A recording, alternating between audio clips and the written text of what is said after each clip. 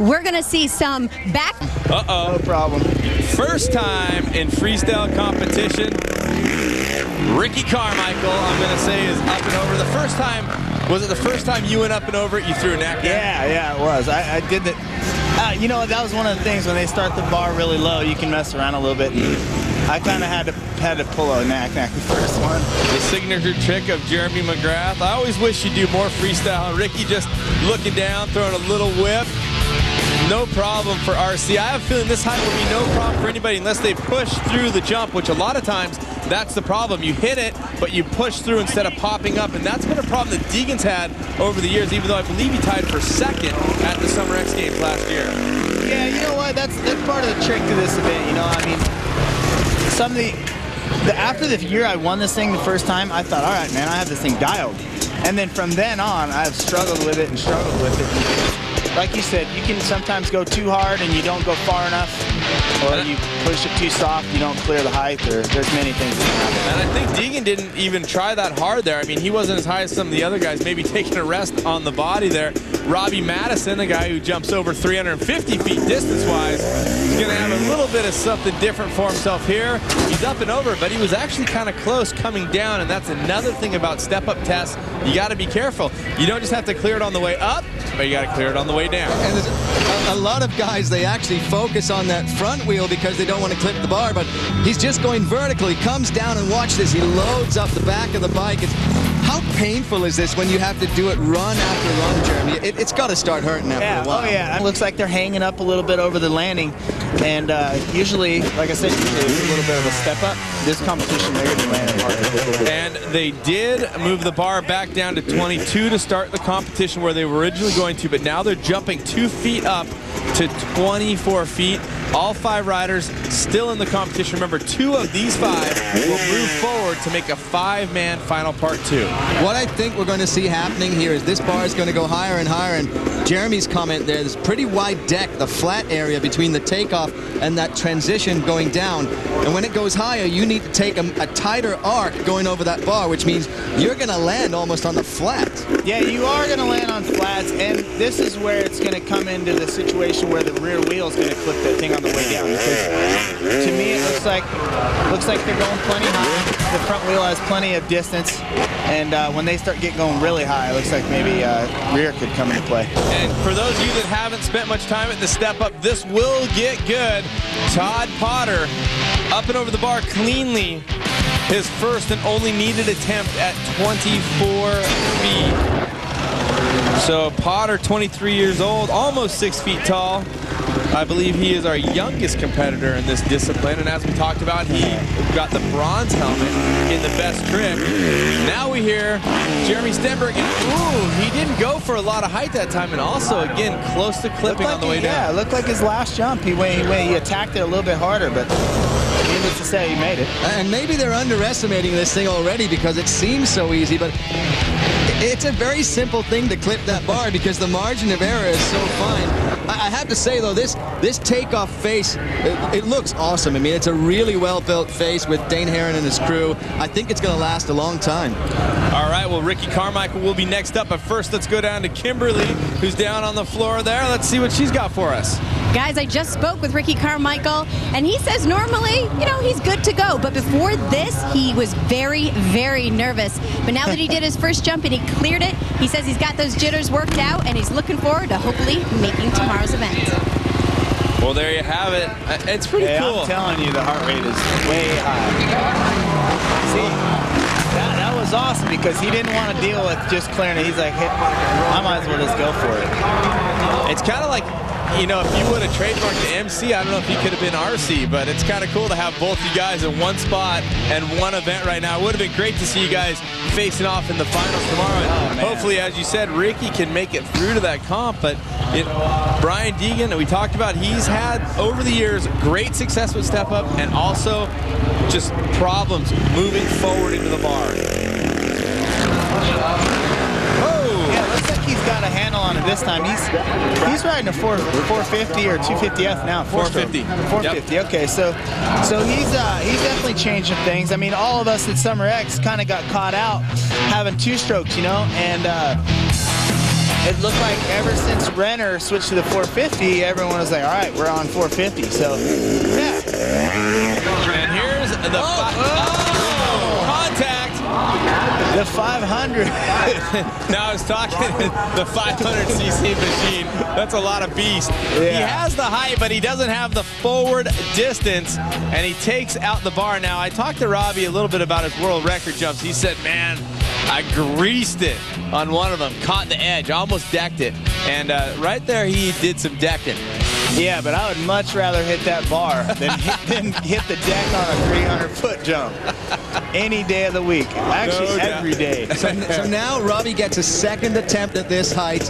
If he doesn't make this, he's the first guy out of the competition. But as we said, the number of attempts may factor into a tiebreaker later on in the competition for that second place. So he's already kind of a little notched down. You know what? Believe me, when you're going up for your second jump and you know you should have made it, you're just going, man, I'm an idiot, I'm an idiot, I'm an idiot. So let's see if he can do it. He's got it. So he attacked it a little harder, it looks like. Yeah, you know, it almost looked like he just didn't get into it the first time. Like, just didn't get that. Is the power delivery on that 500 so much more, different to a 250?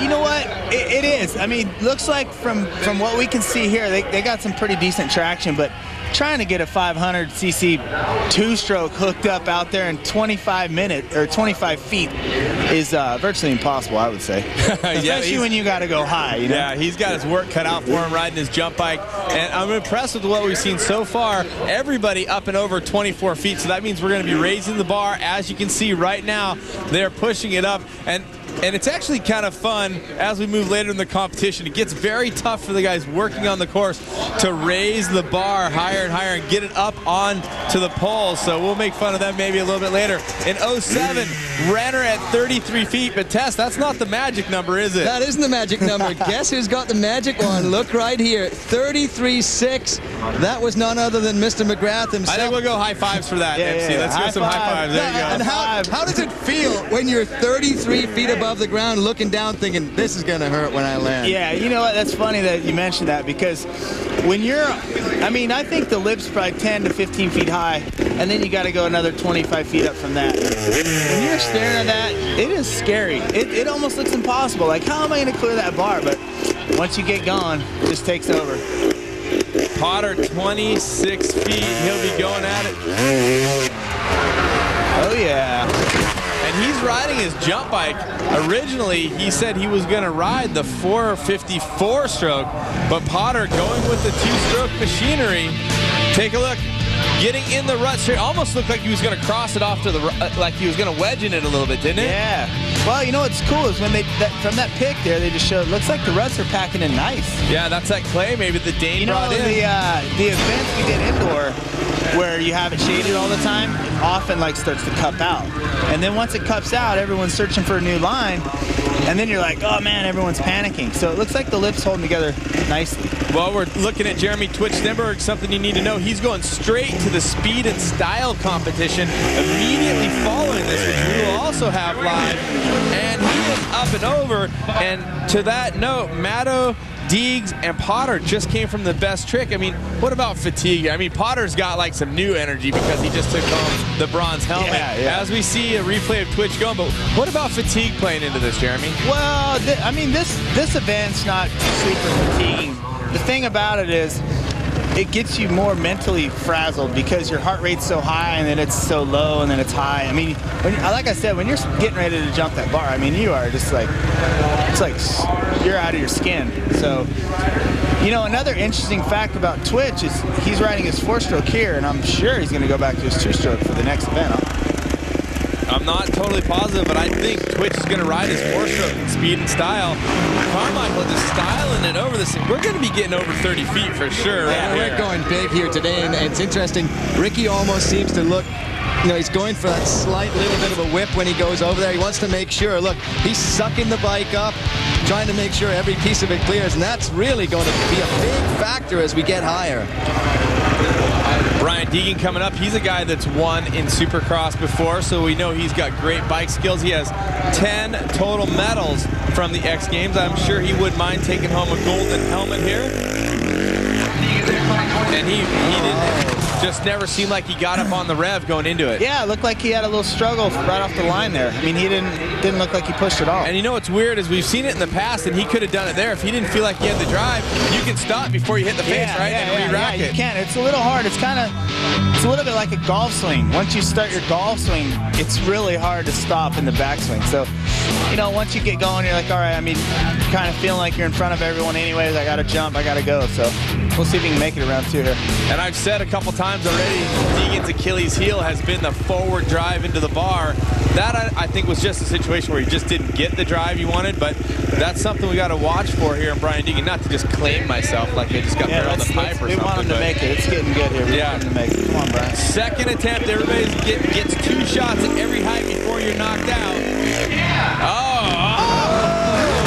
It looked like he didn't get the rut exactly the way he wanted it, but he nailed it. He got up and over. He still looked a little soft on the takeoff. And you see him now. He's going up. He's looking for that center rut. And wow. He definitely, when he went into the rut, his bike had to slide down into it. He was a little bit cross-rutted going in, but he was able to put it together. And you know what? He did a little bit of a turn down there and kind of helped him a little bit. You know, I'm not sure how much he's ridden a 4-stroke, so maybe he's a little, you know, he's a little off on the start part of it. You know, he's used to his 2-stroke. And Mato's bike here, it's about 25 pounds heavier than his 2-stroke 250. We talked about he wasn't getting all the get-go. Yeah. He's putting the 500 to work right there. That time he got it. Little bit of a high front end there, Mato. Got to get her down, buddy. That's the problem, though. When you start having to go higher and higher. You got to hang the front. Yeah, you do. Yeah. And I know he's told me before that suspension is rock hard for the great thing for this. All right, well, they have all made it over 26 feet. Guess what that means? The bar is going up. MC is hanging out. RC is doing the riding. We're going to have more fun in San Diego. A beautiful day. Wish you were here, but hang out and watch it on TV. We'll be right back with you.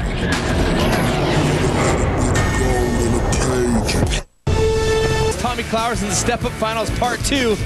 And let's not forget the freestyle elimination round will be tomorrow. Then at 6 Eastern on ESPN2, catch Travis Pastrana at the Moto X Racing. And then we'll have the freestyle final. Woohoo! Log on to ESPN.com for more. Todd Potter facing down 28 feet. What do you think, guys? No problem for Potter here? Well, they went to 28 feet pretty quickly here because it looked so easy, but I guarantee you things are going to change pretty quick. Yeah, it happened fast. What was it, 5 minutes ago they were at 22 cruising. Right, now we're at 28. Where do you think we're really going to start seeing? We might see one drop out at 28 or so. Where do you think we'll start seeing the bulk of them drop out, Jeremy, based on what you're seeing here? Yeah, I think relatively soon. I mean, well, there we go. Todd just hit it with the front wheel, but he'll probably be able to adjust from that. I mean, all the guys up to this point have been going way higher than 28, I think, on their runs. So we'll see what happens. All right, well, let's. Todd's going to re-rack it. He gets a second shot, but while he's getting ready, let's go down to Kimberly. Guys, you guys were talking about hit fatigue with the riders earlier, and I can tell you they're definitely feeling it. Now, in addition to early morning practices and them doing several different events, they've got the heat to contend with. There's no cloud in the sky, and it is hot, and the riders are saying it feels a lot warmer than the mid-80s here. Right on. It's definitely getting hot in here. And we're hanging out San Diego style. MC, it's a beautiful day for the beach, but it's not a bad day to be hanging out at Qualcomm. Oh, man, it's a great day. Anything with a motorcycle, I'm in. Stoked to be here. Well, I used to ride waves quite a bit when I was younger and still do once in a while. And I always say, and here's what we were talking about. The hard part is keeping the polls going on. And when I used to do the live announcing for this event back in the old WFA days, and Tes, you were there with me, we used to torture these poor guys. We used to give them a hard time. But what I was getting to about the surfing was that I always say when I'm on my dirt bike, it's 6 feet glassy and barreling every single time. The only thing that can ruin a good dirt bike ride is the wind. Yeah, pretty much. I mean, any good ride day is the best. I mean, a little rain kind of hurts some things sometimes, but mostly all good. All good. Right on. So Jeremy McGrath, Tes Sewell, myself, Cameron Steele hanging out. But let's see what you and the boys did building up some of the promos here. You guys went out to Arizona. We got some behind-the-scenes footage. Let's check it out. It's awesome. I mean, these guys are world-class talent. We got some of the coolest equipment in the world. Got all our toys out here. Holy mother of God, that was good. The truck you're going to be dealing with while we're out here, 1.4 million pounds.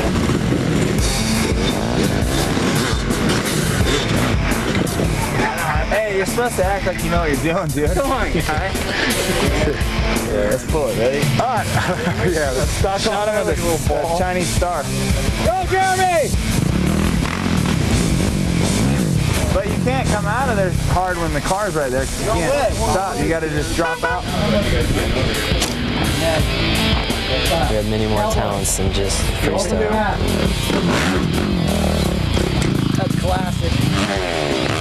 That's great. See you in San Diego. We're out.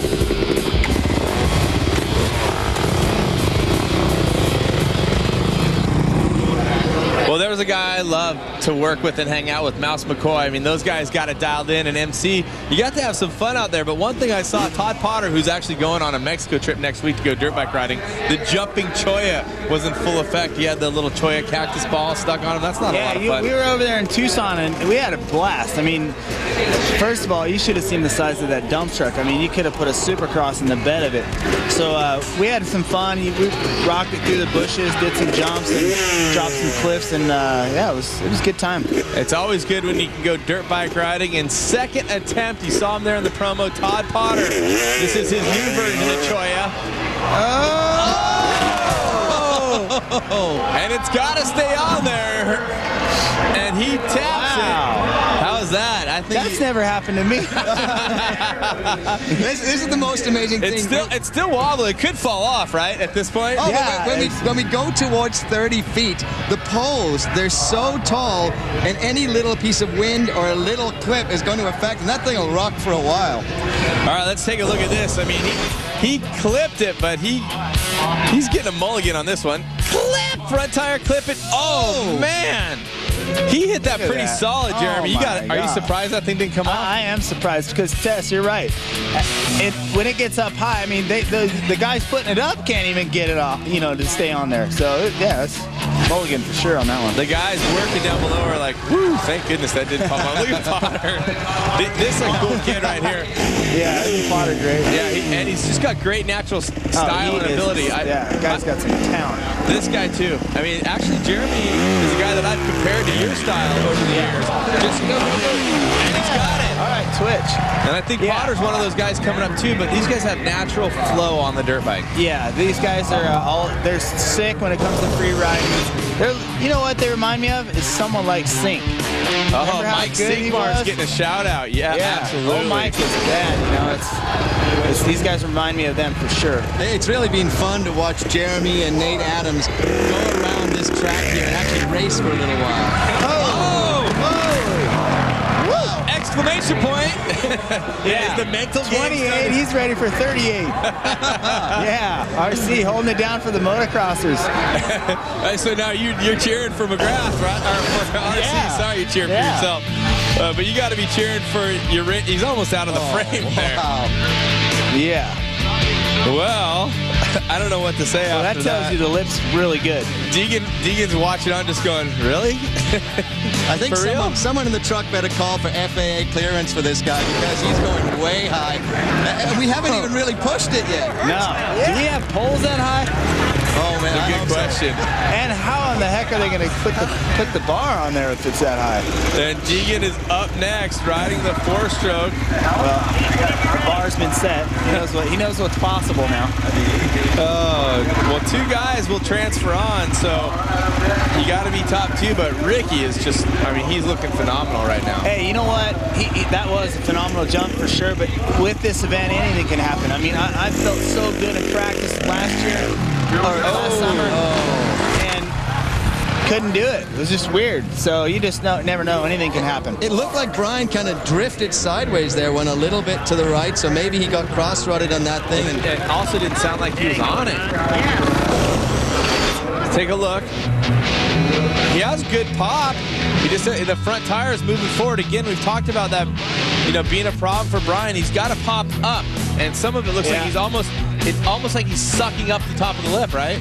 Yeah, and you know what? Another thing is that riding the 4-stroke, as we saw with Renner that time, you definitely get more forward momentum. 2-stroke, you pop a little bit higher. Definitely looks like he was a little bit cross-threaded, but not bad.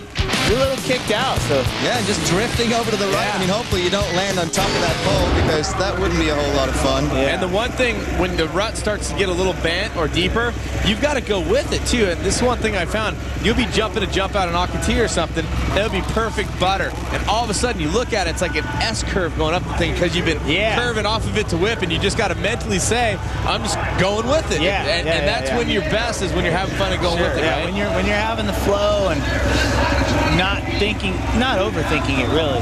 And some of these ruts, like I said, they get a little bit of a hook in them at the top, a little bit of a turn, and you just got to go with it. Second attempt for Deegan. If he hits the bar, he'll be on first rider out, and he hits it. The forward move again, and Deegan straight into the tunnel and out of here. Deegan has left the building. There was no question mark about that one.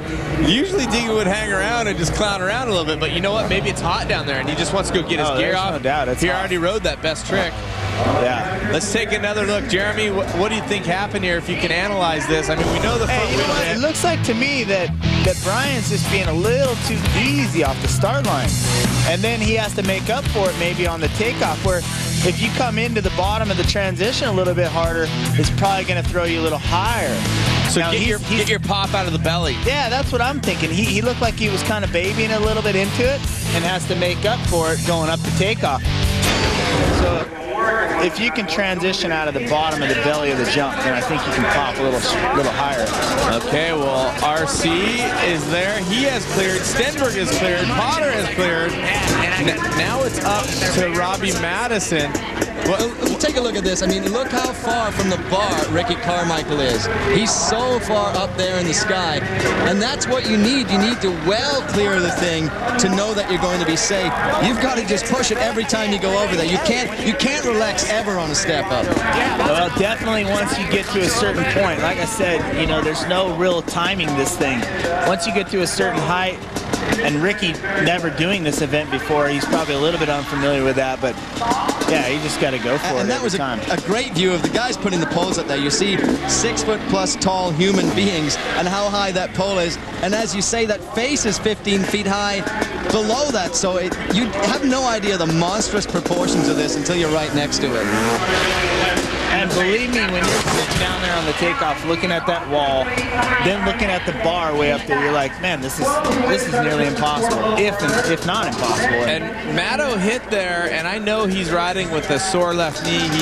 He hurt himself riding some freestyle practice, and he still has the freestyle event to come. I gotta wonder if maybe Moto might not be pushing as hard as he could be.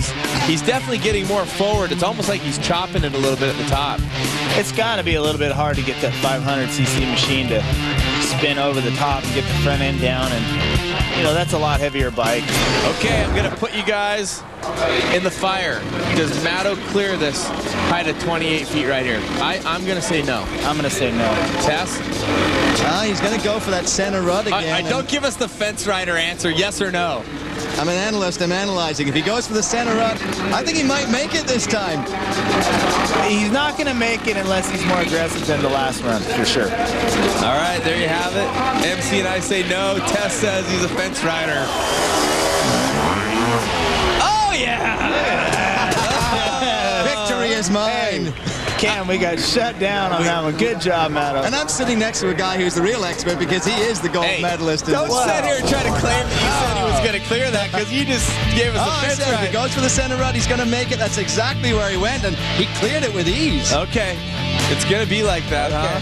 Well, and he did hit it a little bit more aggressive. Yeah, exactly what MC said. You're going to have to get into it more aggressive. You know what? You fight the feelings when you're down there, because you're like, man, you want to be easy with it and smooth, but then once you don't make it, you're embarrassed. You're like, man, all right, I can do better than that. You just know you can. So you end up hitting a little bit harder, and that's what it looks like what he did. Well, just take a look at here. You see this little cross through Mr. Deegan's name.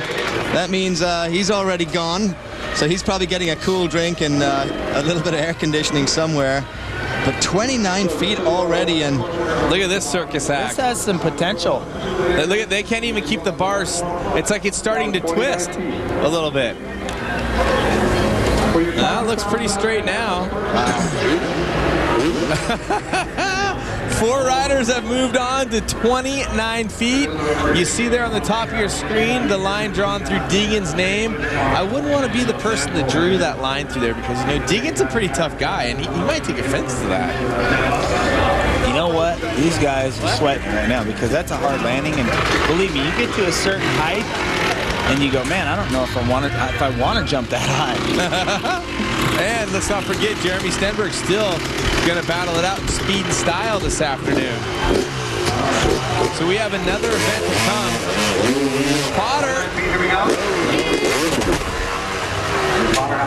Potter's had a couple retries. He's saying it. What's he saying? His hand hurts? Or is he throwing the hand? I don't know what he's saying. All right. He didn't have the height though. Yeah. Even though he did definitely, yeah, he didn't pop the front up high enough. And you've got to wonder, you saw them sweeping the end run there. It's pretty hard packed. It's very nice clay dirt here, but you know there's a lot of loose material that starts to break onto the top of that, and you've got such a short end run. It's only 25 feet from where your front tire is to when you hit that vertical face. Yeah. This is becoming a big challenge, and I guarantee you someone's going out on this run. Well, I think this is definitely a situation where you got to wonder too about a guy like Todd Potter, who's a little bit newer to the motorcycle scene. He's sitting down there next to Ricky Carmichael. You think it's intimidating at all for him, Tes? I mean, or Jeremy? Yeah, I think he's doing okay with it. I mean, he doesn't seem like that. I mean, I've hung around him a bit. We hung out in Tucson for the commercial, X Games commercials, Moto X commercials, and you know, I don't know. It's tough to say. One of the things. It's easy for you to say no since you're like the big one dog. of the things I think though is, like you said, Tes, they're sweeping the in run, and now you got to really put the hammer down to get this high, and maybe the two strokes not getting the grip that the four strokes do. I mean, they grip better off the start. Right, I like more torquey. Second attempt for Todd Potter, or if he doesn't clear it, he'll be headed up to the pits with his partner in crime, Brian Deegan. So see if Todd can put together. We've talked about it. He came through with the goods in best trick.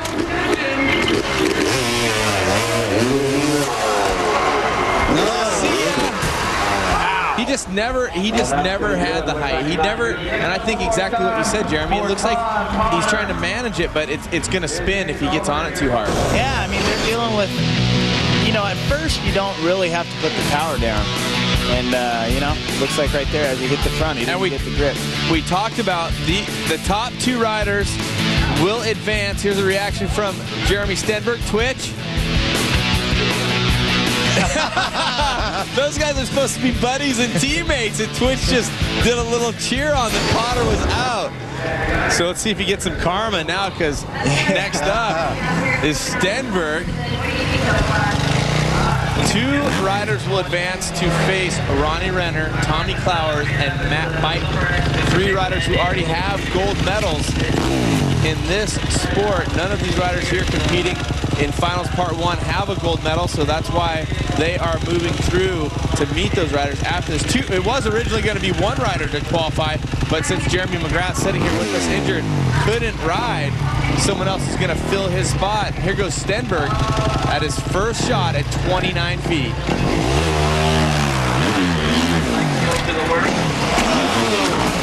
And I think there he had to manage it. The front, he's got too much traction. He had a little wheelie going into that thing, yeah.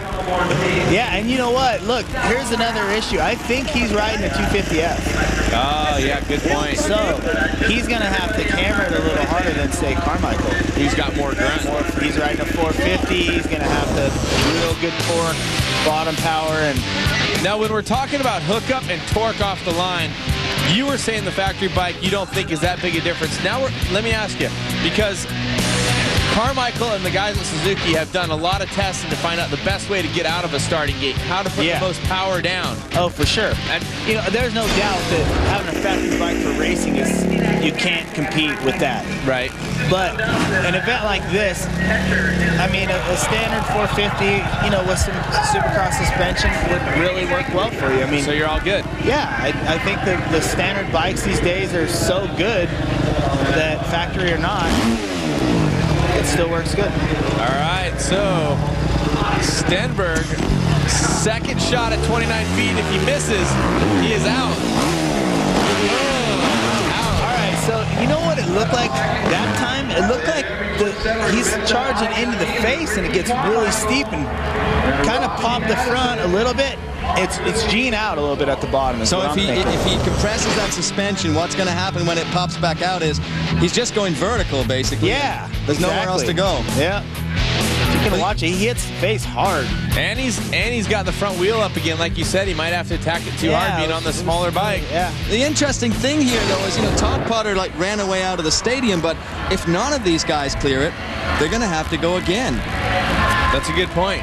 And we have to decide who is second place. I know there's some tie-break situations, which Tes, you can probably explain to us what those are here in a moment. But I like going high, but I don't like the landing. Yeah. So really, you can hear Carmichael saying, "I like going high, but the landing is probably what he's saying." Wow, it's a hard landing.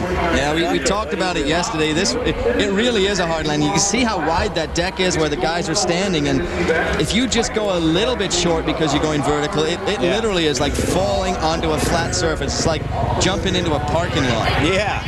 You know what? You got to give it up for Dane. He did a great job on the lip. It looks like, you know, it's rarely often that you have 4 or 5 guys even at 28, 29 feet. Usually a couple guys are out by this time.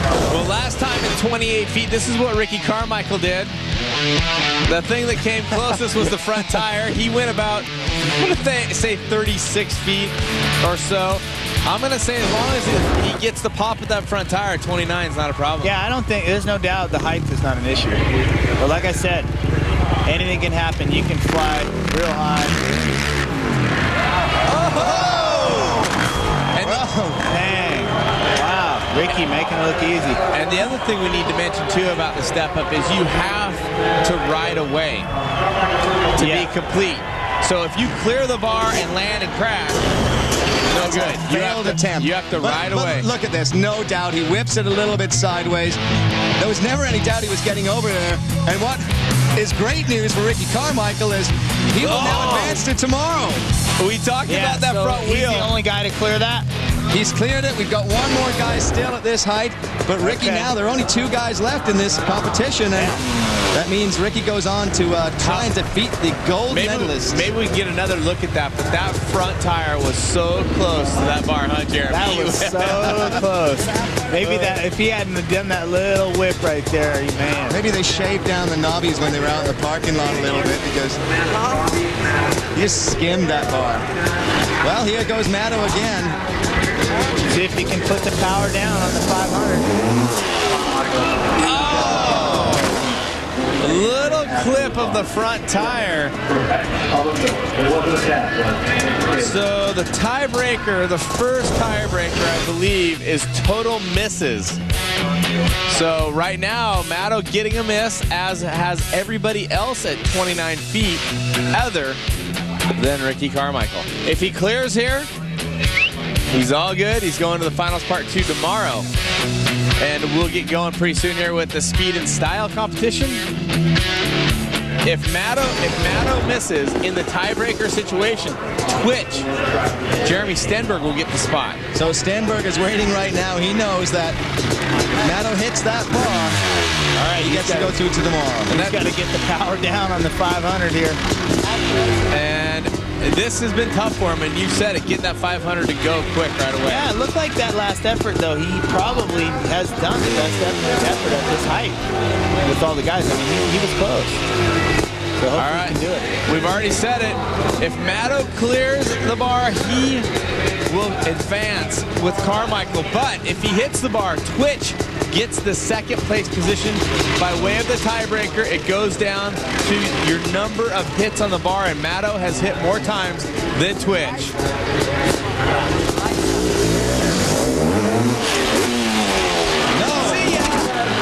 Wouldn't want to be ya. Well, it might have a world record. Moto is out of the competition. That means everybody was eliminated at 29 feet except for the greatest of all time, Jeremy Stenberg. Yeah, RC looking great. And guess what? Jeremy Stenberg, by way of the tiebreak, least number of hits on way to elimination. He will take the spot in the finals part 2 tomorrow here at the Navy Moto X World Championships. I've got to ask you, you know the other riders, Tommy Clowers, Ronnie Renner, Matt Bite. Can they beat this guy, Ricky Carmichael? I don't think they're scared of him. This is all those guys have gold medals. He doesn't. How close? We got to look again. How close was that front tire? Oh my gosh, he was out of the frame again. Like the height, you see the knobbies on the top of the frame. The height is not the problem. It's getting close to that bar, and that has been the deal breaker for a lot of guys. But I got to be honest, everybody else didn't have the height, right? No, RC looked good. He looked much better than the rest of the guys in that part of it right there. And you can see with that height, just again, people think about it. If you have a 2-story house and you were up on your roof with a motorcycle and you rode off, that is exactly what Ricky Carmichael just did. I can't even imagine that he's going to have a peaceful, non-painful night tonight. All right, well, right now, Ricky Carmichael is moving on to finals part 2, and Kimberly is down with him. Let's hear what he has to say. Yeah, I am with Ricky Carmichael. Now, you were the only one who cleared 29 feet. How does it feel? You are advancing to tomorrow's event. Yeah, I'm excited about advancing. I'll tell you what, when they told us only 2 guys were coming, I was like, dang, man, that's a lot of pressure. It's like do or die, and super fun event, man. My retirement is great, and then I get to do stuff like this. My life is great, and this is so much fun being on this step-up event. Now, what are you expecting going into tomorrow? Because those are all the winners from past games. Well, it might not be as pretty as it was today, that's for sure, for me at least, because if these guys haven't won and it was that competitive, I can only imagine how hard it's going to be tomorrow. So I'm looking forward to it, and we're here to have a good time. Just glad to be in the finals. Well, we're glad you're there too. Congratulations, and we'll see you tomorrow. All right, I don't think Ricky Carmichael feels the pressure. It's not his style with that many championships, the greatest of all time. He aired it out. Speed and Style is coming up next. Jeremy McGrath, you are going to be hanging around for that event, but also you'll be here tomorrow for the step up, and it'll be advancing on Stenberg and Carmichael, who won the finals part 1. They will go up against some great names, Renner, Tomcat, and Matt Bite. It should be a shootout. When we come back, Speed and Style from the Navy Moto X World Championships here in San Diego.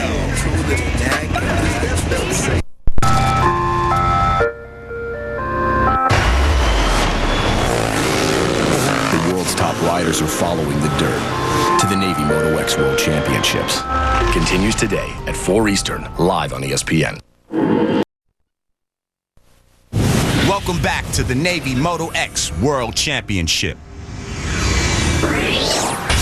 Navy presents the moment of acceleration.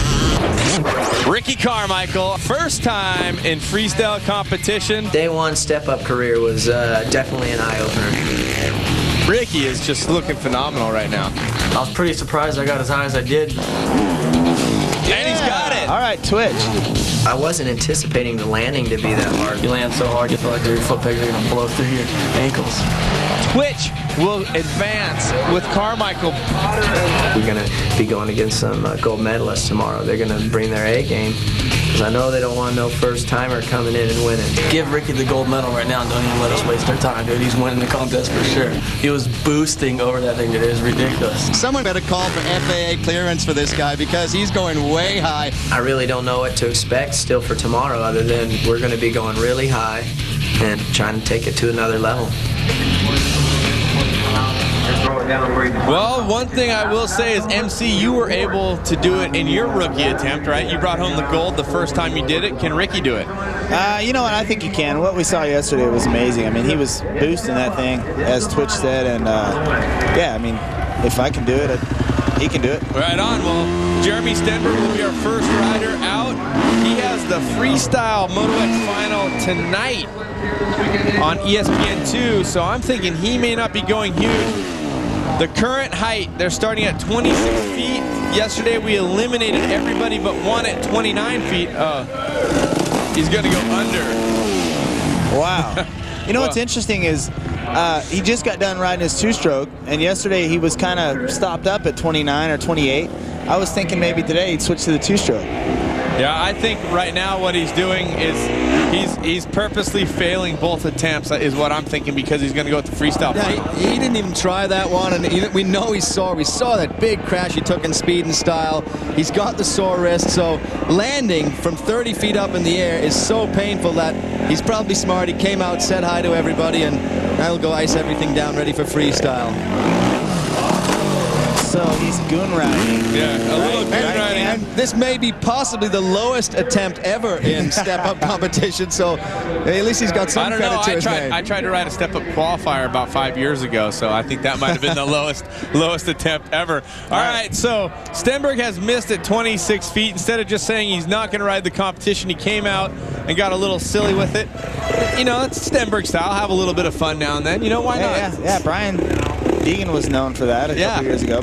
Metzger's done it. There's a bunch of guys that have done that. Yeah, they like to have a little bit of fun with it. So Stenberg is not officially out until someone clears the bar. Ricky Carmichael at 26 feet. I'm going to say this is a yawner. RC's up and over. Oh, yeah, just a little bit. Yeah. Ladies and gentlemen, Ricky Carmichael and Step Up are looking pretty good, but what we haven't seen, now you see the top of the screen there, Stenberg is eliminated. Take a look back. RC just warming up.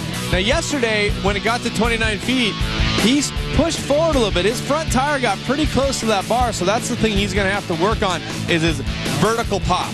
Yeah, for sure. I think he's going to have to bring the front end up a little bit higher, especially when they get past 29 feet today. Obviously, he's got the distance and height. He just needs to bring the front up a little bit when it gets higher. And he's got that style where he goes up with the bike, and then he turns that sideways movement. He tries to whip it over and look back at the bar a little. So I think he was very conscious of where his front wheel was, and I guarantee after the competition they looked at some tape.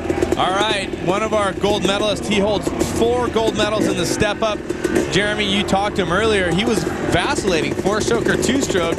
Yeah. Is he messed up a little bit here? Well, I think, you know, Tommy, I was talking to him earlier when we got here, and he's like, man, MC, what bike should I ride? He had a 450 in the back of his truck. He had his 250, and I was like, well, I was talking to Renner, and Renner said, I'm going back to the 2-stroke, and, you know, I think he knows his 2-stroke. That's where he's at.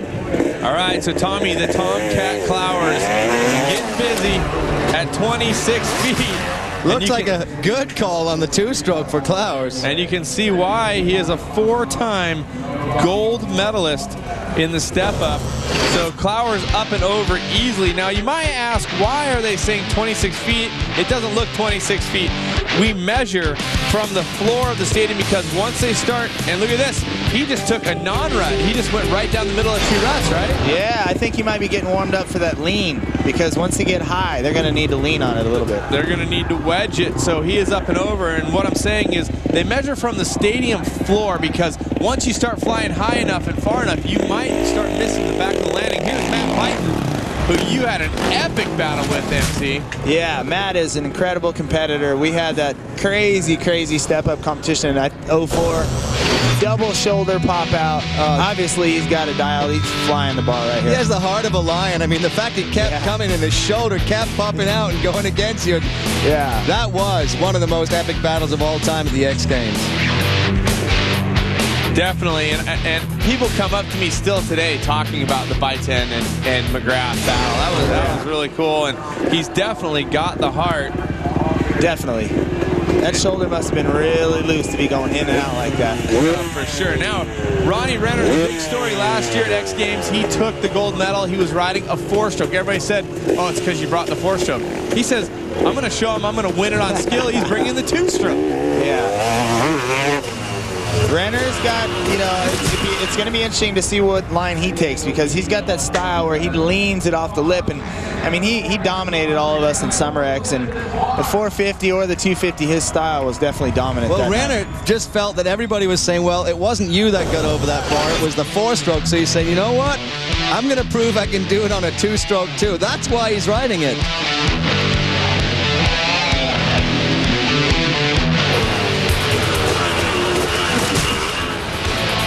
How's that impact sound on that landing, Jeremy? It's brutal when you land. Yeah, you know, it's the step up, you really need a steep landing, and these guys, this landing doesn't look that steep. Obviously, they're using it for the freestyle as well. It's a little bit better when it's steeper, for sure. It's smoother. The one thing I like, as we take the bar from 26 to now 29 feet, which is the height that eliminated everybody except for Carmichael yesterday.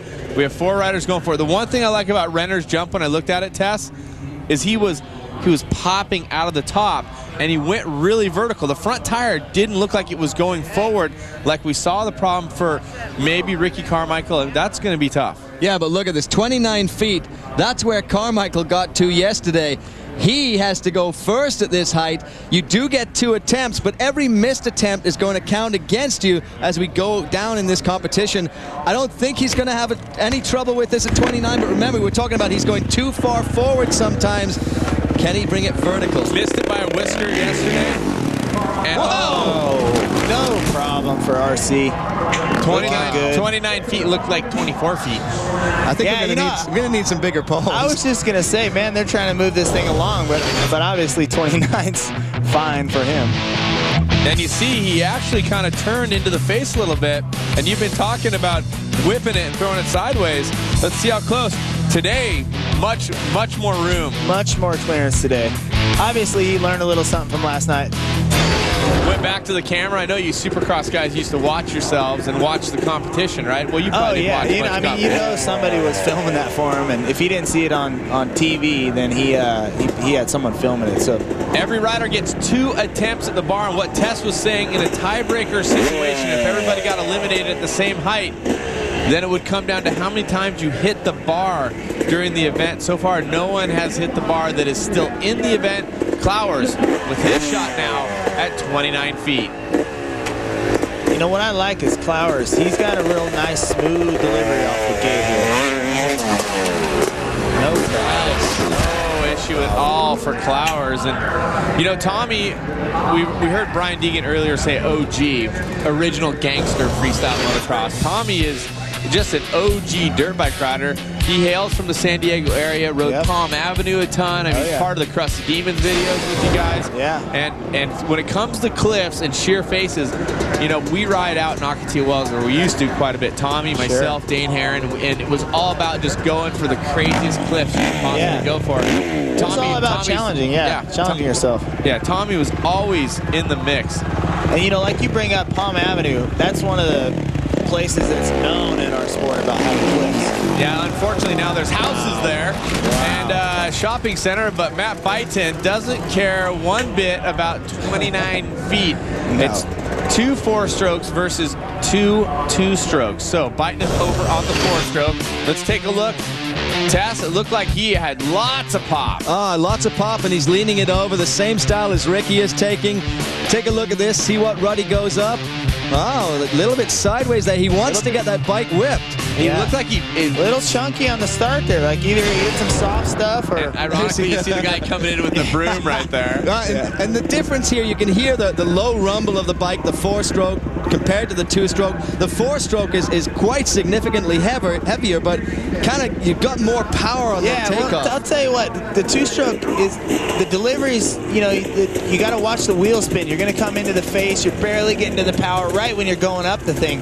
The difference between the 2-stroke and the 4-stroke is when you take off on the 4-stroke, it's kind of like a diesel truck. The thing has tractors, there's lots of low power. The delivery's smooth. You don't need a lot of RPMs to get the thing moving, and that's the difference. And this is the guy who caused all the confusion in this world by running a 4-stroke last time. He was actually kind of close right there to on the upward part to that bar. So Renner is up and over, cleared 4 riders over 29 feet. See, Renner's styles, he's got that thing already laid flat up over. It's going to be hard to beat that. You can get an extra couple feet if you lay it over. So Ren Dog, his nickname, Who's Your Daddy? 4 riders over 29 feet, which is where we stopped the competition in finals. Part 1, Ricky Carmichael. Can he do it? Can he take the gold medal riders down? We will see when we return to the Navy Moto X World Championships. Of the Hawaiian Telcom Yellow Pages.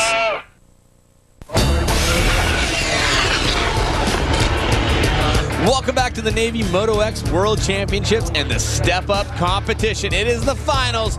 4 riders remain. The inaugural Navy Moto X World Championships conclude tonight at 6 Eastern with a couple more big-time events. Of course, you're going to see Travis Pastrana and J-Law with the rest of the boys in Moto X Racing.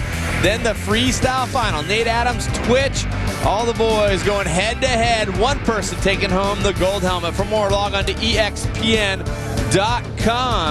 And right now, for more on what's happening down on the step-up floor, let's check in with Kimberly Pressler. Guys, I talked to Ronnie Renner on why he decided to go with a 2-stroke, and he said it was a strategic plan. It's a lighter bike. He's not worried about the power. He says he's getting great traction from the clay on the lip. It's all about the landing. He says it's very hard. And he also said he's expecting the step up to go higher than in past years, so he's saving himself for those very high heights. Sounds vicious. The bar has been moved to 31 feet. If I'm not mistaken, the highest winning height ever was from our good friend Jeremy McGrath, sitting here in the announce booth with us. 33.6, I think, in 04, yeah. 33.6. Ricky Carmichael, the greatest of all time. Do you take any offense to that nickname by any chance? No, I'm not worried. I'm secure with myself. 7-time Supercross champion Jeremy McGrath here with us. No problem for RC. This is almost terrifying how high he's going, and I think he really has managed to find a way to pop himself more vertical, and he's missing that pole by a mile. And the reason they call him the greatest of all time, he's getting close to that bar again. The reason they call him the greatest of all time, he has the most championships out of any rider in AMA history. Jeremy still has more Supercross titles.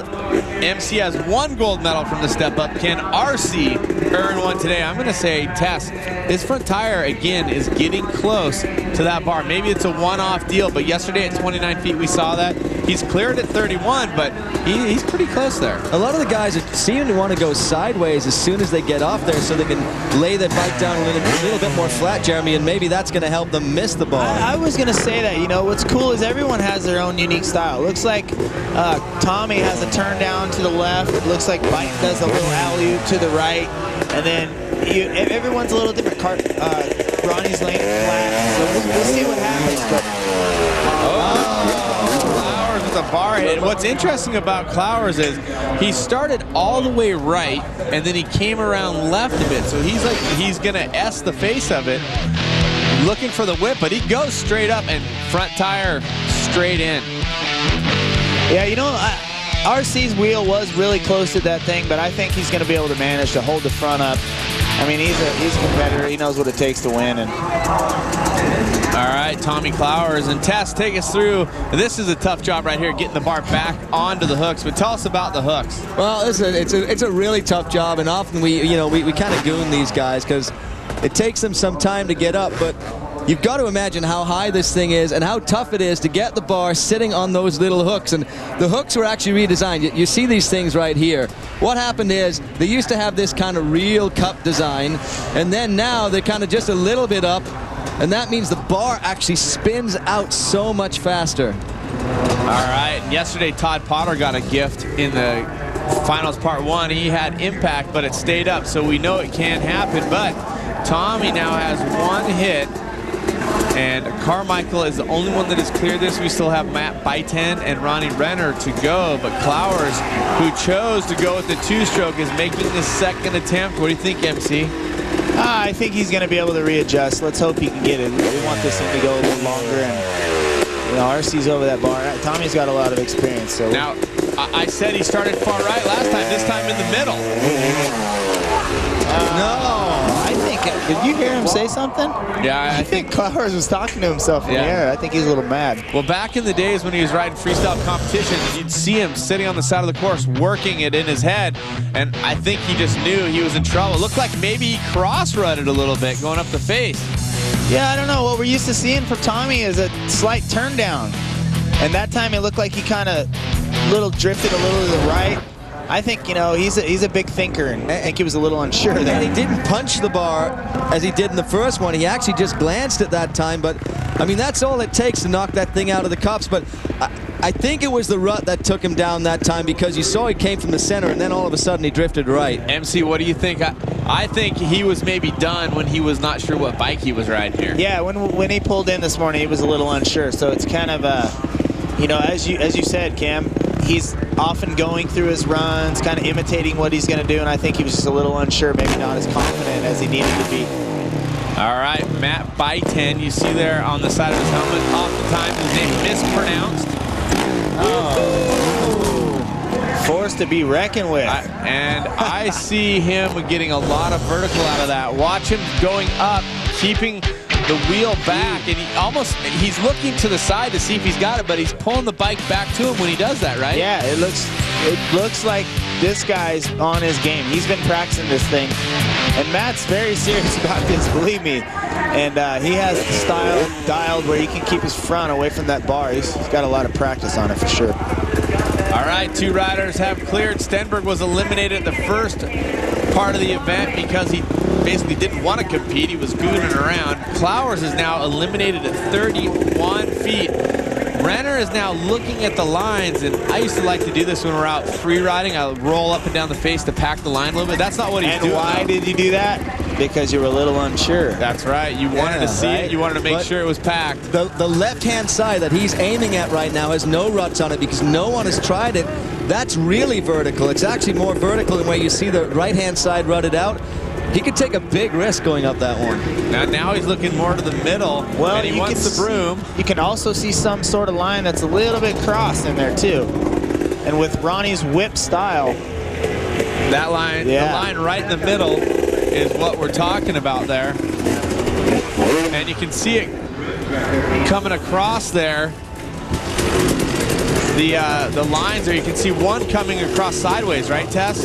Well, look at this. I mean, you see all of this side here is all pretty much rutted up. And on this side, it's still clean. No one has tried it yet. It's going to be hard to come up there and take one of the right ruts. I like the cross rut that you're looking at, MC. I think that's where he's going, right? He's definitely going to go for the lane. Oh, but he whips it over. But see, that's what I'm talking about. Renner was going to get that thing flat, and I think what he was looking at is when you take off in a rut, you don't want it to slip on you. So he was just picking his line. Obviously, he's confident. Look good. There you go. See how he's wanting to lay it down? He's whipping it up the face. Solid. Look at this. Yeah. Oh, yeah. Oh, that's awesome. If he had not gone for that whip, he would have hit the bar. Oh, no doubt. Watch the impact. You saw him shaking his right wrist. Little cross up, too, to avoid the bar. That was fantastic. Wow. Renner is in the game. Clowers is out at 31. Carmichael, Byton, and Renner moving on. How high will they raise the bar? They were pretty close to it. Do you think they'll go in another 2-foot increment or 1 foot maybe? I don't think they're going to be going 2 feet because that might put them all out at that height. I'm going to say probably 1 more foot up right now because a couple of guys are looking like they can get over it. Ricky's going to have that challenge again, like you were saying, Jeremy, is he's got to keep the front wheel away. And we're going to be moving the bar to 33 feet. And we're also going to be moving over. We're going to check in with Sal Masekela, who's hanging out now with Brian Deegan, who knows a thing or two about the step up. Yes, indeed. Deegan and I, we are parked right here looking into the lip. Deegan, so far, what are you thinking, but especially on this whole 2-stroke, 4-stroke situation? I think it's going to boil down to a battle of 4 strokes. Renner going back to the 2-stroke, but he's got some skills. All right. Well, as we move it up to 33 feet, Ricky Carmichael coming up next. You said the 4 strokes are going to do it. Does Ricky have the whip power to really lean it over as we start to move up in height? I think it's going to come down to bike technique, getting over the pole. We're going to see if Carmichael's got it. It's first year. I think he can pull it. All right. 33 feet. Ricky told me he wants to win this thing more than anything. Dude. That was sick. I don't think he's sweating this at all. That was sick. And the crowd is going nuts. Watch this on the replay. Almost gets it on the way up. It gets out of the frame. He almost hit our overhead cam. Ooh, that was close. That was close on the way up. The farther the pole goes up, the closer it comes back. So it could be a factor on the next height. No problem. And Matt Byton coming up next. You know, Byton, what are you thinking here? I'm saying Byton's going to battle for the win for sure, but it's a little windy and that pole's swaying, so hopefully you get a good sway. Matt Byton, 2004. This guy popped his shoulders out twice, slammed it back in. That was clean. These guys are almost getting it on the way up, so we'll see if they stay with that line. Byton made that look like it was 26 feet. Take us through it, dude. It's going up, comes close to it on the way up. These guys are getting plenty of height, but the problem is the farther the pole goes up, the closer it's going to be to the front wheel. Now, the higher they get, the harder they're landing. How much does that impact? I mean, you saw his body compress there. How much does it start to take out of you? It's brutal. Every time the pole goes up, it just gets harder and harder. Each time these guys go up that high, you slap down real hard. Well, who's your daddy? That's the question. Ronnie Renner, he's got the answer. Now, Ronnie's been 35 feet, not at X Games, but he's been 35 feet. So you know he's got the power. He's also coming off of the gold medal at Summer. And when you're the defending champ, what's your mindset? He wants to win. He doesn't want to hand away his gold medal. He wants to show people it wasn't a fluke last year. He wants to win. He's on a two-stroke, though. I think it's a little disadvantage. You said to me earlier, the problem with the two-strokes is that the first gear winds out, so there's no more power, right? Yes, these guys are using first gear on their two-strokes, geared down their bikes. I think the four-strokes have a little more power, and that's going to be the advantage.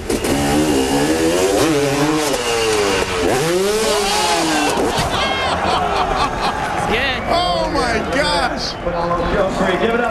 Luck be a lady for Ronnie Renner. 33 feet. He said hello to it, dude. Absolutely. Tapped it on his way out. A front wheel tap, so he knows next time it's going to be even worse. So he's pretty stoked to get over at that height. And look at that. Leaning it over and just saying hello, just kissing it. Absolutely, a little love tap, but I think he's showing the most bike skills out of all the guys right now. All right, that's us for here down the courtside. Throw it back up to you, Cam. Thanks, buddy. I like Ronnie putting down the rubber, doing a burnout so he has more traction on the takeoff. We'll see, three-man duel, three men enter. One man will leave with the golden helmet. Who will it be? We'll be back in San Diego to let you know in just a minute. Live from San Diego, the Navy Moto X World Championships. Brought to you by the U.S. Navy. Navy, accelerate your life. And Warner Brothers' new motion picture, Speed Racer, in theaters Friday, May 9th.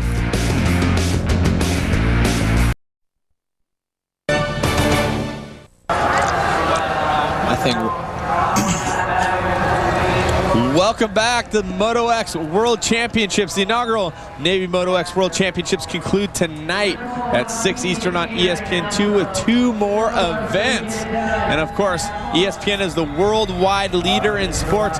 More World Moto X Championships continuing on ESPN2 next, so don't go away. It will be awesome. More fun to come, and right now, let's go down to Kimberly Pressler.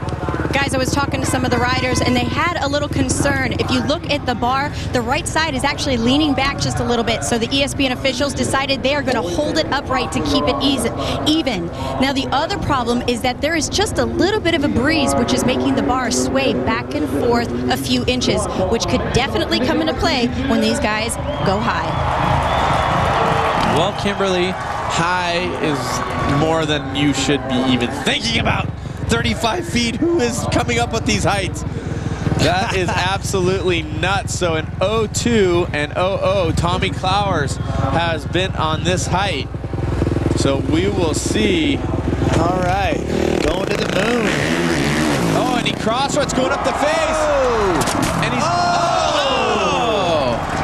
Carmichael is Wait. Do you have? No. You don't have. That is a failed attempt. Yes, That's a ride failed it out. attempt. Got to ride it out. You got to ride it out.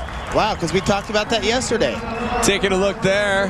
Saw a couple of professional riders there in the stands watching on. Looked like Potter and Garland. Travis Pastrana getting ready for Moto X Racing. Look, he got all squirrely up going into it, but he pulls it together. Looks down, he knows he's got it, but here's the problem. Impact. Oh. You know what? He decked it just a little short there. Just took the bullwhipper. And he does his second part of freestyle. He does the Superman. Yeah. Oh, man, I know what that feels like. I mean, it's just such a hard landing. That bike is so vertical, so nose high. There's like almost no way he was going to bring that down. Is that a little blood coming Was there blood off his chin? Oh, he popped his chin on the brake lever or something. Welcome to freestyle, Ricky Carmichael. You see this going here? Oh, I got a couple of those. Yeah, you got some scars going on there, MC. Yeah. You can see those. He's got some pretty good blood going down there. If he's got a big old gash, they may not let him ride. Oh, no, he's fine. He's being looked at there by Dr. McGowan, and he's going to patch him up a little. He's got another shot at this height, but let's not forget that there hasn't been a win. Now, gloves are coming off. So we're going to take a look here. Now, the biggest problem here, and you see some of the freestyle riders have the top of their bars padded where the clutch and brake lever mounts are and stuff like that. And that's probably what I'm guessing Ricky took is one of those mounts to the chin. You know what? When you drop out of the sky like that and hit your chin, it's not only a cut. I mean, that whacks you pretty good. Yeah, that will ring your bell. Yeah. Oh. Looks like it was the brake lever. It looked like it was the brake lever. Yeah. Definitely right side of the handlebars.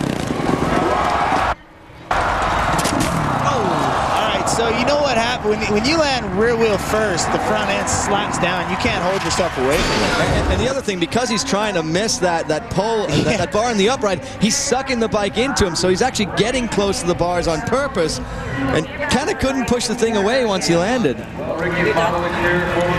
Yeah, well, I think the crowd, if you guys heard, the crowd booed because they didn't realize that was a failed attempt. They thought since he cleared the bar, he was good to go, but then they had the rules explained to him, and that is a failed attempt, and he is now out of the competition. I'm understanding officially he has either pulled out or they've pulled him out. I haven't seen how big the cut is, but I don't know, but maybe he's a little lightheaded. Like I said, I mean, look, he's flexing his jaw there. He's a little dingy, it looks like. Ricky's a pretty tough guy, and he wouldn't pull out of anything unnecessarily, but... All right, well, here is where we stand right now. Ricky Carmichael cleared the bar, but he crashed, so it does not count. He is not taking his second run at it, but it could be a straight-up tie if everybody missed this height. Not sure what they would do, but someone's got to clear this before Ricky is officially out. And that's why you see on top of your screen there it says missed, not eliminated. There's a rule on multiple attempts for it too, but either fighting or Renner has got to go over here to knock Carmichael out for sure. But you can see how high this thing is getting and just how risky it's got to be to get over. Yeah, that's the thing. Ricky had to hang that front end really high. It doesn't look like Bryson had the punch out of the gate. And remember, these guys weren't exactly flying over 33 feet. Now we've jumped it up to 35. 2 feet is a big jump here. And remember, they're jumping up 35 feet, but they only have a run-in of about 25 feet. So they're going higher than they have the run-in to go. Yeah. Hey, tell me this. If Carmichael starts feeling better and these two miss it, could he jump back in? He may be able to jump back in. We're waiting for an official ruling. That's a good question. We've done it different ways in the past, so we're waiting for our stats to come up and let us know exactly what's going to happen there. And again, if you look at the thing right here, it actually says missed on Ricky Carmichael, not eliminated. There's no strike through on his name. So maybe Dr. McGowan can kind of, like we say, patch him up, get him some hydration. On his first attempt. That was a big whack, though. He doesn't look like he's in tune. He looks a little dazed. Come on, RC. Come on, buddy. MC with his view on RC, saying maybe a little dazed.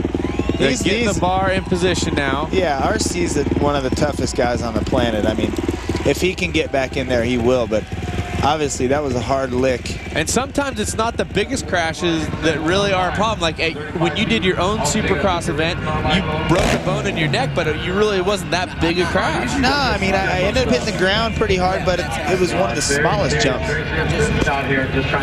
Looks like he's touching his jaw there, so just we're hoping the best. Ricky, I'm sure, will be fine. We don't want to speculate, but good news, talking to everybody there, staying in the shade. And right now they're waiting to get the bar in position. Matt Byton with his second attempt. Last time it looked like Byton stumbled a little out of the gate here, so let's see if he can get it right this time. I'm not sure if he's using second or first gear, but he looked like he had some struggles with it the last hit. Watching the technique, he's got the front brake. He is holding it.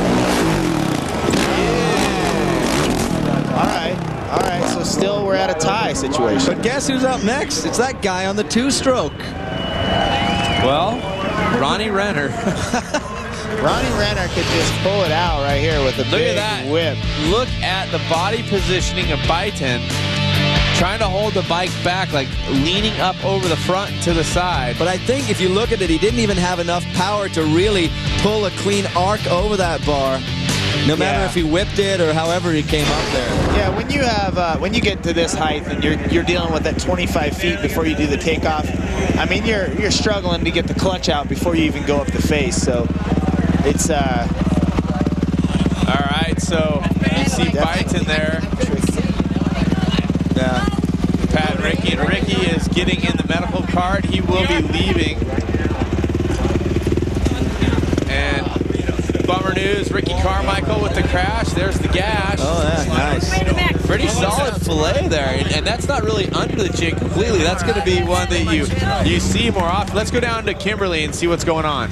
Guys, as you can see, medical is now taking Ricky Carmichael back to the training area. They're going to give him a full once-over.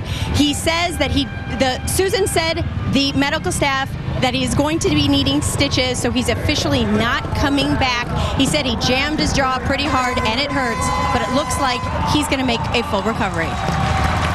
Well, that's always good news. Let's take a look one more time at what happened to RC. He just got squirrely going in, but man, was he committed. At that point, a lot of people might throw the bike away how vertical they were. He holds it together, but the big impact on the way down. He threw the salute there. Maybe not realizing for a moment the adrenaline's still pumping that he had a big gash in his chin. Hey, the cameras were on, man. Had to make a good exit. And there you have it, the wave from Ricky Carmichael. Now, this guy coming in maybe with a bit of a chip on his shoulder because everybody was saying he won because he rode the four-stroke. He comes in this year with the two-stroke and says it was skill, not the bike. Now it's time to prove it. 2 four-strokes have not made it over the height. We've seen what Renner can do. He's definitely got the style. His technique works really well for step up. We're down to the 2 step up legends here, I should say. All right. Medalist. Now watch him. He's putting down rubber. Drag race style. Drag race style. So he's trying to get the traction. He's going to get his tire hot. Get it warm as well. Now, if he does not clear this bar twice, if he hits it twice, there will be a jump off between he and Byton as per the rules. Yeah, so will they lower it or will they keep it the same? I don't think what happens is the run-up gets bigger if they can't get over this height. But I've got to say, Renner's got the style and hopefully has the power. We saw Ricky Carmichael had the height where Byton didn't. Is Renner's style going to be the deciding factor? Rendog, let's see, it's all him. Let's sit and watch Ronnie Renner going for 35 feet. He never had the grip going into it. It looks like it's so hard, and there's just a little bit of marble, even though they're sweeping it. You see there, He's getting traction, but he's definitely spinning. He was definitely loose off the takeoff. You can see now on the run-up, it's actually got little pockets there. It's kind of been dug up as they've been going over the last couple of days, so it may be tough at only 25 feet to get enough power to get up that face and over the bar. Well, you got to take into factor also that his nerves were going, you know, he's sitting there waiting, and then you get real antsy and you know, maybe let the clutch out a little too quick. Check it out, getting some advice maybe from the godfather of freestyle motocross, none other than Mike Metzger, on hand here at the Navy Moto X World Championships. It boils down to this: one jump for the golden helmet. What do you guys think? Got it or doesn't have it? Yeah, I want a simple yes or no. Tes? No. Jeremy? Yes. I think I really am being the fence rider here, but I'm going to say no. I don't think he's going to make it. So MC stepping out. My whole view is he's going to do it better than last time because he obviously see his burnout mark there. He went a little sideways on the takeoff. So he's going to try something new. So that if you look behind his rear, steeper line too, it looks like. If you look behind his rear tire on that shot, you can see where all those kind of pock marks are. The dirt is so dug out in there from everyone who's kind of skipped that. That I think is where the problem came, and he started to lose the traction. So even though they're sweeping that thing as much as possible. So here we go, Cam. Wow. This is what I'm thinking. He's lining up on the left. He's going to take it to the right, throw a big whip. If he can get enough grip, I think he's going to do it. I'm going to change my opinion. I'm with you, MC. He's going to make it. I like the new setup, the new line. Going up a clean line. No. Oh, all right. I should have stuck to my guns. That was a waffler. Go with your gun. That was a fence. I mean, it looked like he kind of is. I think his thought process was good. Just got to get a little, fighting the grip a little bit. Oh, look at that. Now, you know, if he would have stayed a little bit more to his left where it was a little bit steeper, it looked like he just popped off the steep part, came off the side that was a little less steep, and he lost a little bit of the trajectory. Well, the question is, does he have enough room on that left-hand side to actually carve up that way? Because he's going to get really close to that left-hand wall if he does it. But certainly, it looks like steep is the way to go because those ruts are starting to dig out. You know, I think the line can do it. His line choice is good. I think it's going to be a traction issue. You know, Renner's got the right idea. He knows how to do it.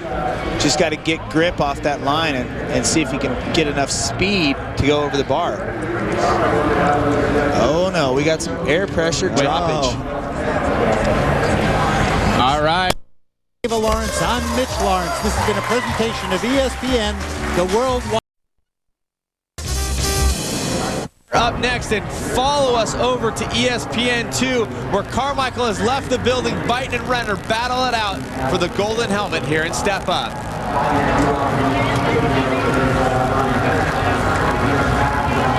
Thank you, everybody, for following us over to ESPN2 as we continue this step-up coverage from here at the Navy Moto X World Championships. You can see Stenberg and Clowers are out. Carmichael missed, but has pulled himself out of the competition because he has injured himself. Not severely, but he does have a gash in his chin. Susan McGowan from the medical crew has said he will require stitches. He is out. It has come down to four-stroke. The four-stroke motorcycle of Matt Byton versus the two-stroke motorcycle of Ronnie Renner. Ronnie with the gold from last year's Summer X Games, and right now they have both failed to clear the 35-foot mark. And what we saw was our competition director, Dave Butts, was actually in there talking to both guys, explaining how the rules are going to work to them because we're now into a different process. They have to take a jump off, and that's going to be quite interesting. It still looks as though they have that start back at 25 feet, so they haven't moved it back yet. They're going to have to take at least one more attempt at that height with that distance of run-in. And they're flipping a coin. They're staying at this height, but they're flipping a coin to see who will go first. And I know these guys are both KG veterans of the step-up competition. What do you think about lowering the tire pressure to get more grip maybe out there? Well, I think it's not a bad idea. As you can see, it's really blue-grooved and hard-packed. I think the year that I won it against Byton, we were down to something like 6 pounds in the rear. And that was indoors, and we had more traction. So I don't think it's a bad idea at all. I think that the tires are made tough these days. They can take it.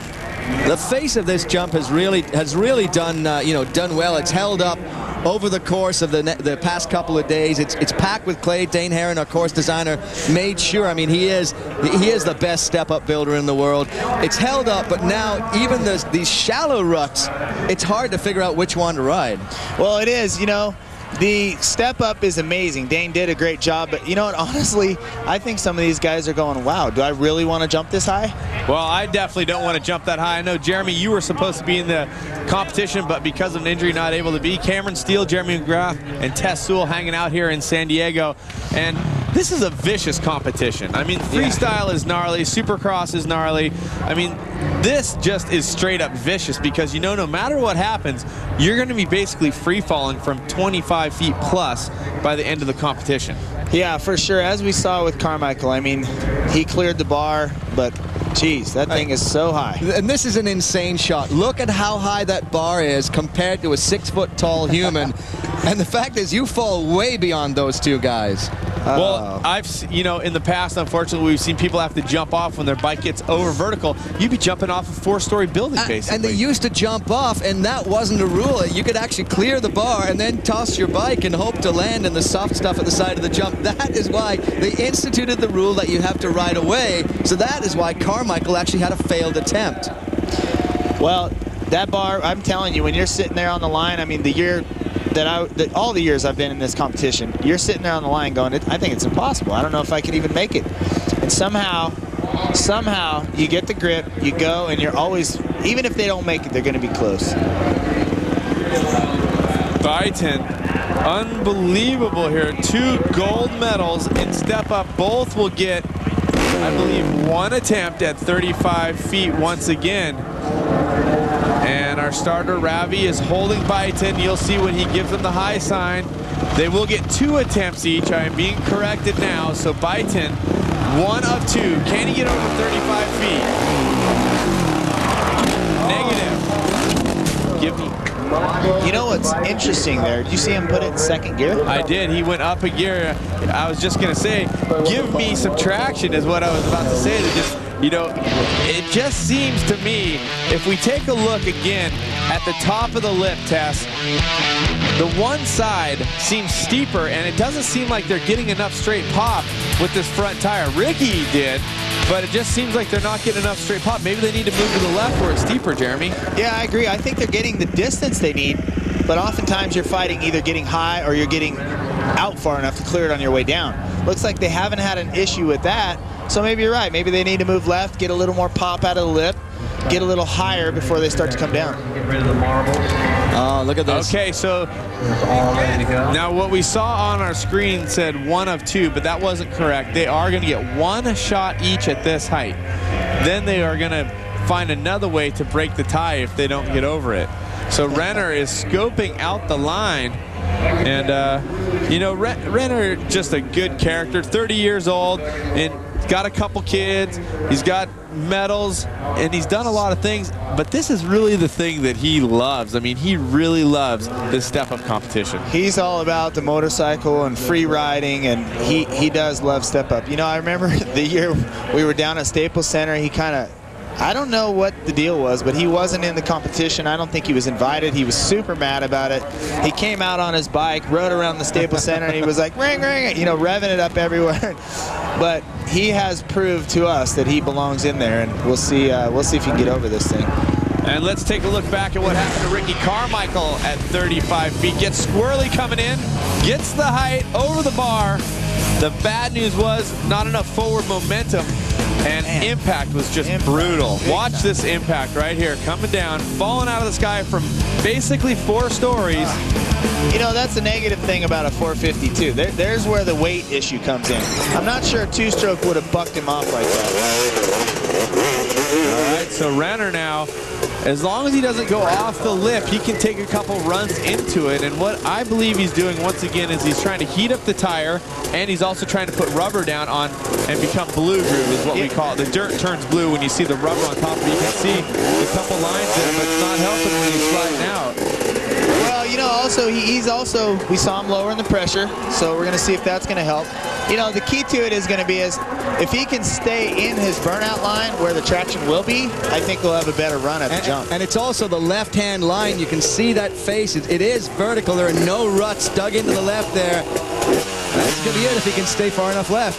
Renner is cleared for takeoff. This is Renner for the golden helmet. So obviously he was going for the whip style again. And man, bummer. MC, are you antsy? I know you're hurt. You're not able to out there and ride. Would you like to be battling this competition? You think, I mean, of course I'd love to be in there. all? Yeah, I mean, the landing, obviously the landing does not look that fun, but one of the things that's great about this competition is the lip is very good this time. These guys are having a good battle. At this point, I'm not sure I want to jump that high, but I'd love to be down there. They're both going to get another shot, one shot. This is what we're doing. We're leaving the bar at 35 feet. And you can see the technicians are going to move the start gate back 5 feet. So they're going to get a little bit more run in. So they're going to have a shot at some height here. Now, if I had to look into my crystal ball, if they have 5 more feet of run in, I think they're both going to clear 35. I don't think so, because I think that with 5 more feet of running, you can only go so fast into this vertical takeoff. All right. I don't know if you gave them the whole floor. That doesn't mean they're going to shift up to 3rd, 4th gear and hit that thing. No. Now, if I had more running than that, I would say maybe you would come in at a medium speed and kind of wheelie into it and just Yeah. Well, what's going to happen here, what's going to be important is they're going to have a little more time to get on their pegs and get set up. The speed, I don't think, will be too much different because I think they can really clear it at this height. But the question is getting off the line, getting the traction, getting your feet up, standing up, getting set up to clear the bar. And I think that extra 5 feet is going to give them that. So would it give the advantage to Renner, who actually has, I guess, the more unique style in this, as opposed to Byton, who's just using the raw power of the bike? Well, I think what's going to happen is Renner's going to have a little bit of an advantage with the 5 feet. It's going to help him more because of the fact that he's not going to have to burn out off the line. Here's a question for you. The greatest of all time was just carted off. He's good, but he's hurt, and he's a great dirt bike rider. Great. Does that weigh on these two riders' thoughts at all? I mean, do you think they were maybe more tentative going for it because of that? These guys were going into this competition to beat him. When I'm there, they're going for me because I'm the You're the guy. Yeah, I'm the kind of guy that's not supposed to be in there, I think, because I'm the racer. And, yeah, they were gunning for Carmichael. So now I think they both wiped their foreheads off. Ooh, all right, back to us guys, us locals, and, yeah. Us freestyle madmen. You know what? I think this is also going to help Byton with his 5 feet because as we saw Cam and Tes, he was starting in 2nd gear, and I don't think that was right. I think 1st gear would have worked better earlier for him. The course is his, 35 feet, one shot. Oh, yeah. Cam, you may be right on that one. You may have called that one. Renner's ready. Look at that. He's like, give it to me. Wow, made that look easy. But did you see how he had more time to set up, and that 2nd gear worked better with that extra 5 feet? Oh, and he just sucked the bike towards him. I mean, he was really riding almost like with his chin on the front fender there. All right, Good job. now all the pressure. Look at that, and I think he's got some couple feet to spare there. Yeah, he was kind of close on the way back down.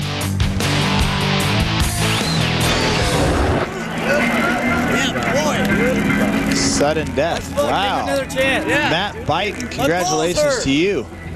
All right, so it was a sudden death situation, not told to us by the officials. Which explains the coin toss before we came in there, and explains why Renner was like, give it to me, I want it too. All right, so they knew down there, we didn't know here. You didn't know at home because we were clueless. Matt Byton just took home the golden helmet, clearing 35 feet easily. Ronnie Renner not able to get a shot to battle out because of the sudden death situation. Let's check in with Sal and see what they're saying down on the show floor. Drama. Congratulations, Matt Byton. I mean, what was going through your head, first of all, when Ricky went down? I don't know what's going through my head. I can't think right now. Oh, everything, man. You know, just it's an honor to ride against, you know, McGrath and Carmichael and, you know, Pastrana. Those are my 3 idols. Like, and I get to ride with them. This is awesome. And, you know, unfortunately, Carmichael went down. And, you know, I just put my game face on and got to do what I got to do. I can't worry about Carmichael. You know, I hope he's all right. He's, man. Now, speaking of which, let's take a look at your winning jump here. Explain to us what kind of adjustments you finally had to make here. Well, I knew I was kind of like to watch the replay after to kind of see what the front fender or front tire or the rear tire is hitting, and you know, I knew my front tire was hitting, so I had to tuck the bars in. You could see I held it just into my hip a lot longer, and it's scary because you're higher than beep beep beep. And then the landing's hard, and my little friend took one for the team. My back, I already got a massage lined up, so we got Step Up covered. We did our homework. You know, I got great sponsors, Thor, Parts Unlimited, Smith, HJC, Pro Circuit. You know, they hooked me up. Man, Rockstar, Hart and Huntington, and DVS. I mean, there's so many people. Lane from Big Valley Honda, and then, you know, my mechanic Bits, my girlfriend Caitlin. I mean, it's a team, you know, my dad, everything, and it's awesome. You got a lot of love in your life, man. I just love to ride my dirt bike, and this is awesome. I wish I could have been in the freestyle. That's really what I want to do, but this is cool. I just love being in the X Games, man. Thanks for ESPN and X Games. You, Sal, everyone is awesome. Very happy, man. Enjoy your massage and enjoy your golden helmet. And hey, we're not done here. We got Moto X Racing coming up next here on the final day of the Navy Moto X World Championships.